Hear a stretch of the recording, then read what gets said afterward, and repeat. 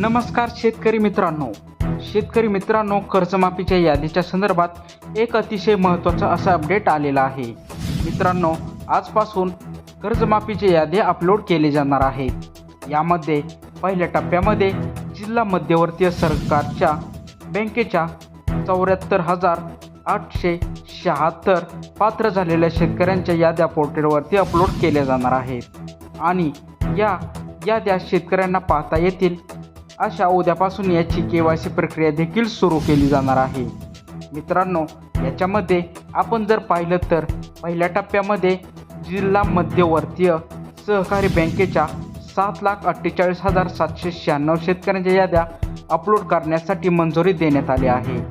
याच्यामध्ये आपण यापूर्वीसुद्धा माहिती घेतलेली आहे की कोल्हापूर जिल्ह्यातील जवळजवळ 29,409 शेतकऱ्यांची माहिती पोर्टलवरती अपलोड करण्यात आलेली आहे.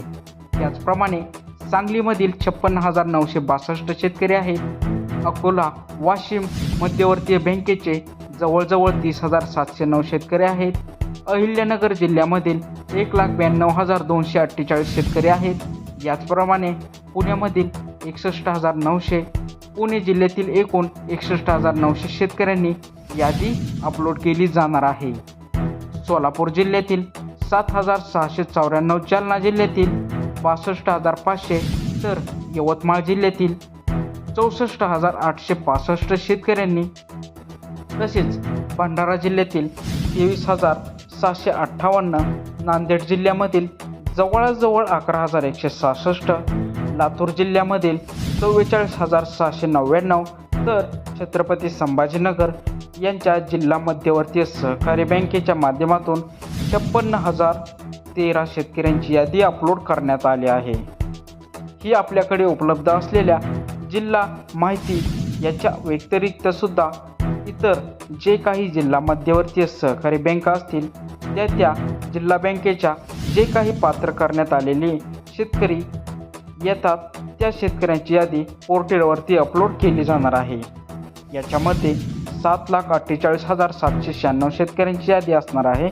मित्रांनो, आता ही यादी अपलोड केल्यानंतर ही यादी कुठे पाहायची हा एक महत्त्वाचा असा प्रश्न विचारला जातो.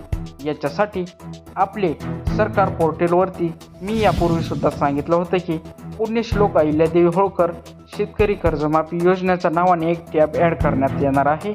या टॅबच्या अंतर्गत त्या जिल्ह्यातील शेतकऱ्यांची यादी त्या आपल्या सहकारी सेवा केंद्रावरती पाहता येणार आहे. अशा प्रकारची याद्या आजपासून शेतकऱ्यांना पाहण्यासाठी उपलब्ध करून दिल्या जाणार आहेत. उद्यापासून याची KYCची प्रक्रिया आणि कर्जमाफीची काही प्रक्रिया ती सुरू होणार आहे. आता याच्या व्यतिरिक्त खाजगी बँका, राष्ट्रीयकर्ता बँका किंवा इतर ज्या काही बँका आहेत त्या बँकेच्या संदर्भातील अपडेट येतील आणि ते अपडेट आल्यानंतर त्यांच्यामधील सुद्धा आपण नक्की माहिती घेणार आहोत. यांच्या अंतर्गत KYC कशी करायची, KYCसाठी काय काय प्रक्रिया असणार आहे हे ऑनलाईन पाहण्याचा सुद्धा आपण एक व्हिडिओ या माहिती सर्वांना देणार आहोत. तसेच हा व्हिडिओ तुम्ही कोणत्या जिल्ह्यातून बघत आहात ते कमेंटद्वारे नक्की सांगा, म्हणजे तुमच्या जिल्ह्याची कर्जमाफीची यादी आम्ही तुम्हाला PDF द्वारे नक्की सांगू. चॅनलवर जर नवीन आला असाल तर चॅनलला सबस्क्राईब करायला विसरू नका.